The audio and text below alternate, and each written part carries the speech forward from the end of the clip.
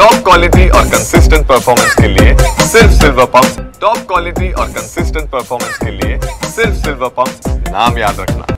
तुम्हाला माहिती, पण आम्ही फार जवळून अनुभवतो। राज्याच्या चाव्या, राज्याच्या कुलपाच्या तिजोरीच्या चाव्या मुख्यमंत्र्यापेक्षाही अधिक जी सत्ता केंद्र म्हणू, सत्ता केंद्र म्हणणार नाही, परंतु अर्थ खातं म्हणजे तिजोरी तुमच्या हातात आहे आणि ती तिजोरी सांभाळून वापरण्याची, त्या तिजोरीला व्यवस्थितपणे हाताळण्याची आणि तिजोरीतला पै न पैचा हिशोब आपल्याला द्यावा लागणार जनतेसमोर ती जाणीव ठेवून ज्या पद्धतीने सुधीर भाऊंनी हे सगळं प्रशासन हाताळलं त्याबद्दल त्यांना सलाम करतो मी की एक चांगलं काम।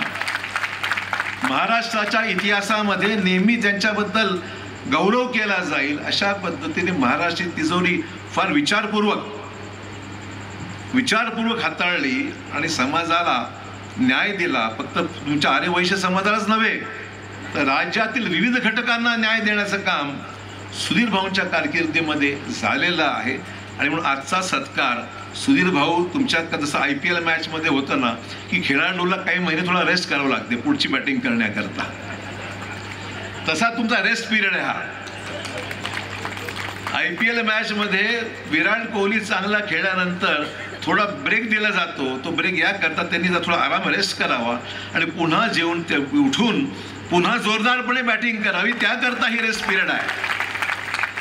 आणि म्हणून मला खात्री आहे की हा रेस्ट पिरियड लवकर संपेल आणि महाराष्ट्राच्या राजकीय कारकिर्दीमध्ये पुन्हा जोरदार बॅटिंग करण्याकरता तुम्ही तयार व्हाल आहातच। आम्हा सर्व मित्रांच्या तुम्हाला मनापासून शुभेच्छा आहेत। तुम्ही कोणाला दुखवलं नाही, तुम्ही चांगलं काम करत आहात आणि करत राहाल।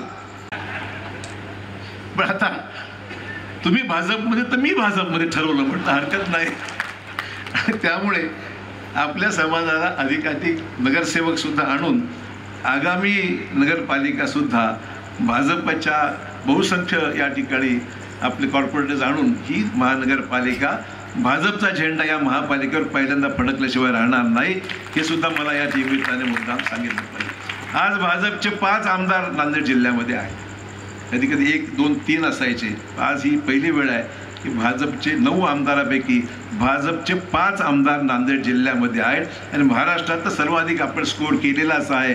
देवेंद्र भाऊंच्या नेतृत्वाखाली चांगला आणि तिथे देशाचं नेतृत्व करणारे आमचे मोदी साहेबांच्या नेतृत्वाखाली उत्कृष्ट अशी कामगिरी हे देशात झाली असल्यामुळे कालचा झालेला आपला दिल्लीमधला विजय हा देशातल्या राजधानीतला फार मोठा विजय आहे। 27 वर्षांनंतर आज भाजपची सत्ता हा देशामध्ये भाजपची आलेली आहे। अतिशय गौरवाची, नेतृत्वाची अतिशय गौरवशाली अशा प्रकारची परंपरा कायम दिल्लीवासियांनी सुद्धा राखलेली आहे, मला मुद्दाम सांगितलं पाहिजे।